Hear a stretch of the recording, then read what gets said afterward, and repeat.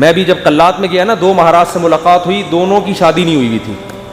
ایک تو ینگ تھے ذرا, دوسرے تھوڑے ایجڈ تھے, ان کا انٹرویو نہیں آیا.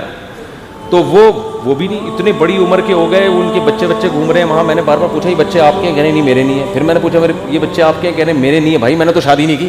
ایک دم میرے شوق ہوا, میں نے کہا بھائی مہاراج کیا کر رہے ہو؟ قال النبی صلی اللہ علیہ وسلم تزوجوا ولا تکونوا کرہبان النصارى, نکاح کرو عیسائیوں کے پادریوں کی طرح نہ بنو.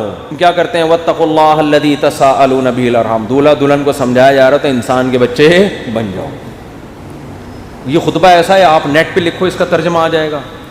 پنڈت جی کے الفاظ لکھو تو نیٹ بولے گا پتہ نہیں کیا بول رہا ہے بھائی, تو میری کچھ سمجھ میں نہیں آ رہا. صحیح ہے نا, وہ پنڈت جی سے ہی پوچھنے پڑیں گے. میں تو گیا تھا پنڈت جی سے پوچھنے کے لیے بھائی کچھ بتاؤ, لیکن میں نے کہا وہ پھر ناراض نہ ہو جائیں. پنڈت مہاراج تھے وہ, پنڈت جی تھے بھی نہیں. پتہ نہیں مہاراج میں پنڈت جی میں کیا فرق ہوتا ہے. وہ ان کے مفتی اعظم ہوتے ہوں گے شاید پنڈت, اور مہاراج نارمل مولانا ہوتے ہوں گے, تو شاید یہ ہوتا ہو, واللہ عالم. خیر, پھر اللہ نے کیا فرمایا؟ دوسری آیت جو پڑھی جاتی ہے, یا ایھا الذین آمنوا اتقوا اللہ وقولوا قولا سدیدا, ایمان والو اللہ سے ڈرو اور ہمیشہ سیدھی سیدھی بات کیا کرو. کیا کیا کرو؟ یہ نہیں کہ سچی بات. قولوا قولا صادقا نہیں کہا اللہ نے, قولوا قولا سدیدا. سدیدا مطلب سیدھی سیدھی, ٹیڑھی میڑھی آڑے ترچھے نہیں چل باتیں نہیں کیا کرو. اس سے فائدہ کیا ہوگا؟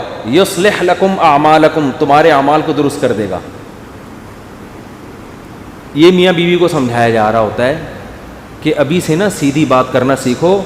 ٹوپیاں گھمانا, شوہر بیوی کو ٹوپیاں, بیگم میاں کو, پوری زندگی کس پہ چلتی ہے؟ ٹوپیوں پہ. سیدھی بات کرتے ہی نہیں.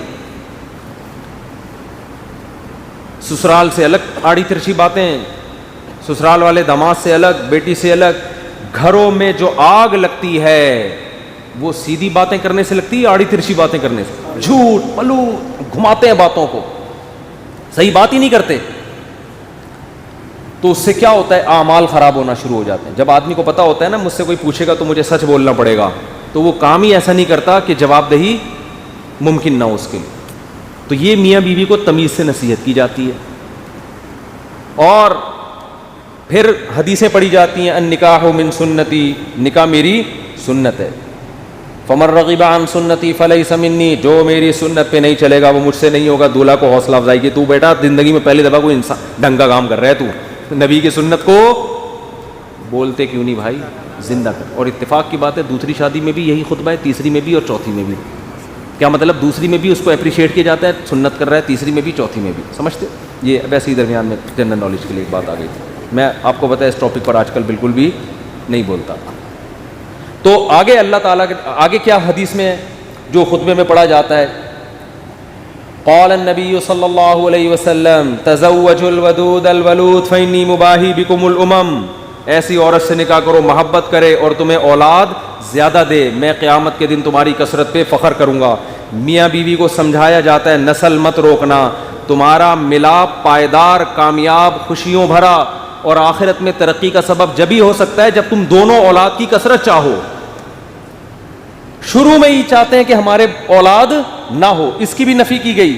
اور کیا پڑھا جاتا ہے خطبے میں؟ وقال النبی صلی اللہ علیہ وسلم تزوجوا ولا تکونوا کرہبان النصارى, نکاح کرو عیسائیوں کے پادریوں کی طرح نہ بنو. میں بھی جب قلات میں گیا نا 2